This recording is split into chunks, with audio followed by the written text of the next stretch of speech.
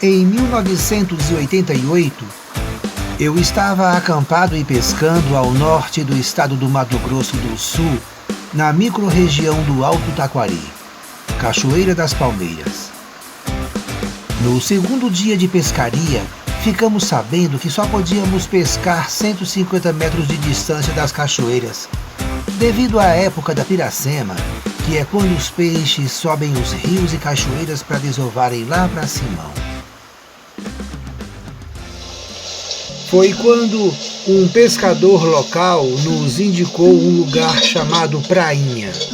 Muito bom para pescar dourado, cachara, pintado, disse ele, descendo a trilha margeando o rio a uns 3 quilômetros abaixo. Bem, nós ficamos entusiasmados.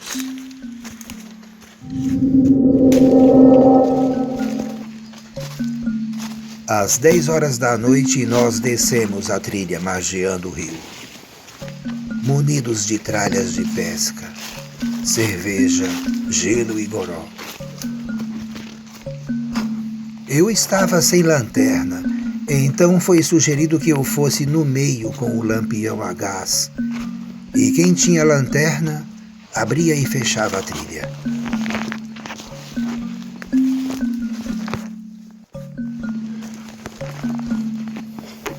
Depois de 40 minutos numa trilha cheia de raízes, buracos e com todas aquelas tralhas, nós chegamos na tal prainha. Meus amigos e eu nos arrumamos por ali e o Raimundo, o chefe de pescaria, se ajeitou no barranco com suas inúmeras varas de pesca. Eu deixei o lampião a gás no barranco para clarear geral e fui pescar com vara de bambu lá na prainha, onde a luz do lampião alcançava. Lá pelas tantas da noite, um amigo gritou do barranco e disse que alguma coisa estava vindo do rio em minha direção. Eu não pensei 2 vezes, saí o mais rápido possível da prainha e corri para o banco. Foi quando eu vi uma coisa se movimentando, voltando para o meio do rio e logo sumiu. O que me pareceu ser uma cobra sucuri.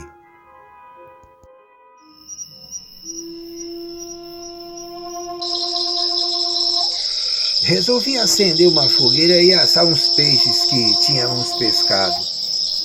Uns goles de cachaça e muita história de sucuri no cardápio. Afinal, ninguém estava pegando nada mesmo. Talvez por causa da cobra tentando me engolir, tenha afastado os peixes. Alguns minutos depois, chegou de susto o pescador local que nos indicou o lugar. Ele disse que morava ali próximo, numa cabana de pau, a uns 10 minutos de distância. Aí, papo vai, papo vem, encarca uma, encarca um trem. O Caiçara fez o convite para a gente ir lá para a cabana dele passar a noite. Disse que tinha metade de um peixe cachara para assar e não estava dando conta de comer tudo com a mulher dele. Bem, aí todos pegaram as tralhas e seguimos o Caiçara numa trilha fechada, mata dentro. E eu fui a contragosto.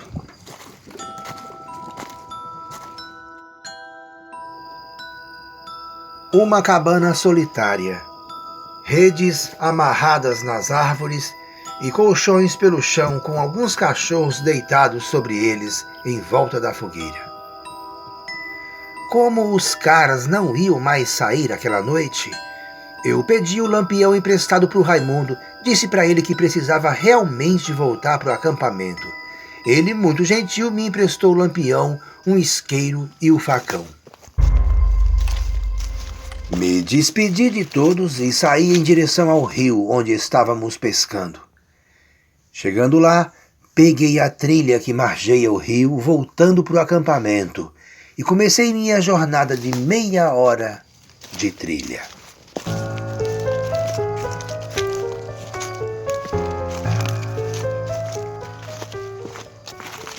Lampião na mão esquerda, facão na direita e isqueiro no bolso, todo cuidado era pouco. Aquele trecho da trilha era muito ruim de andar. Minha maior preocupação era com as cobras nas trilhas. E as raízes escorregadias, pau, pedra, trem. Cheguei num trecho da trilha onde havia um pequeno riachinho com muitas raízes expostas. Mas, bêbado como um gambá, vacilei com o lampião. Bati o botijão numa raiz e a camisinha que controla o gás se arrebentou. O fogo não se apagou. Ficou uma chama, mas não clareava muito. Eu conseguia enxergar somente meio metro da trilha e, sem ter muito o que fazer, só me restava continuar daquele jeito, com aquela mini tocha acesa que não clareava nada. Andar devagar para enxergar bem o que tinha a meio metro à frente. Depois de alguns minutos assim, as coisas começaram a esquentar. A tampa de ferro pintada com tinta a óleo que cobre a camisinha do lampião começou a pegar fogo e uma fumaça preta anunciava um pequeno incêndio. Eu, assustado, com medo de explosão, desliguei o gás e tudo ficou um escuro medonho, um breu total. Um grande medo me invadiu e tive que controlá-lo. Resolvi abandonar o lampião na trilha e seguir com o isqueiro acendendo e apagando. Mas ele começou a esquentar demais, então resolvi fazer flashes a cada 2 passos para enxergar a trilha, por 1 avos de segundo. Bati um flash e dava 2 passos, caminhando bem devagar procurando o chão. Andei assim por uns 15 minutos. Meus polegares já estavam cansados e criando calo. E eu não ouvia, nem identificava mais o rio à minha direita. Isso começou a me preocupar. Não tinha mais certeza se estava indo na trilha certa, naquele breu todo. E também nem conhecia o lugar. Não tinha como saber. Só tinha que continuar caminhando e pedir para Deus me guardar dos perigos da selva.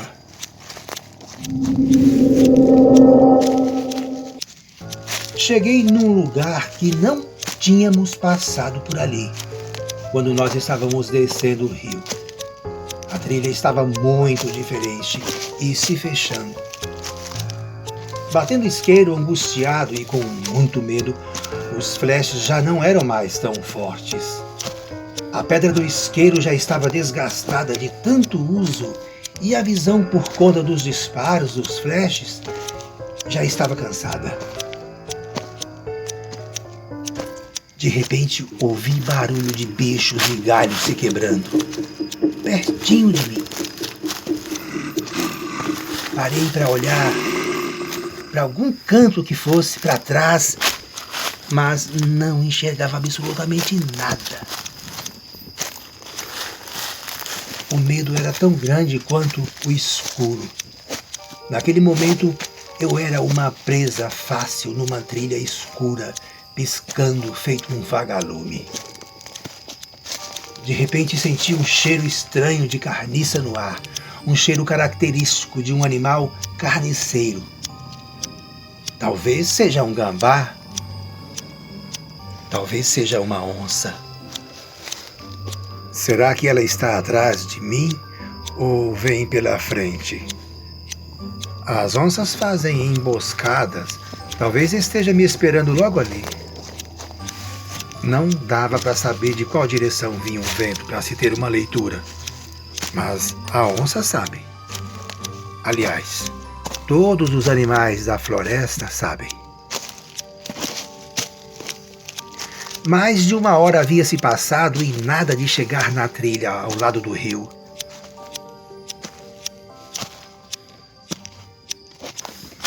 Mais barulho de bichos se pegando, se mordendo a distâncias imprecisas.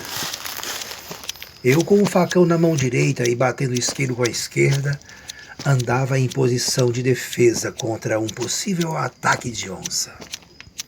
Como se isso fosse adiantar alguma coisa.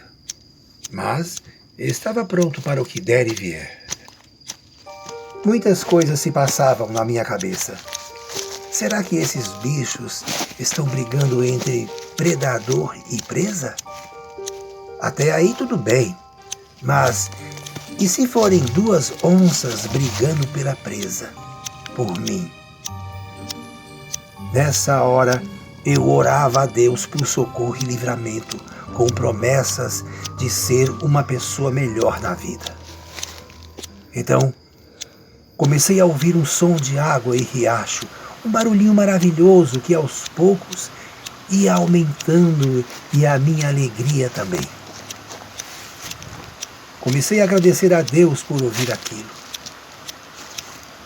Conforme eu andava bem devagar, o som das águas escorredeiras aumentava. Então, eu consegui chegar na trilha, no rio. Tamanha era a minha alegria que eu comecei a cantar e inventar letras de improviso. Uma canção falando do livramento que Deus havia me proporcionado. Ah, eu estava feliz, mesmo com o medo ainda assolando o meu calcanhar. Peguei a trilha de volta para o acampamento e em muitos lugares da trilha havia espaços abertos sem árvores na mata ciliar. Espaços que a lua, mesmo escondida entre nuvens, clareia o suficiente para enxergar um pouco. Depois de 20 minutos de trilha, vi as luzes do acampamento. Que alegria! Que satisfação! Obrigado, Deus! Agora eu já podia andar um pouco mais rápido e também a trilha ficava cada vez melhor, de tanto os pescadores caminharem por ali, deixando a trilha limpa. Eu agora me sentia seguro na selva. Obrigado e espero que você tenha gostado dessa história vivida por mim. Muitas outras virão, e quando você ouvir o tambor da selva, é a história querendo te dizer alguma coisa. Deixa seu like e se inscreva no canal. Eu fico Freitas Animal.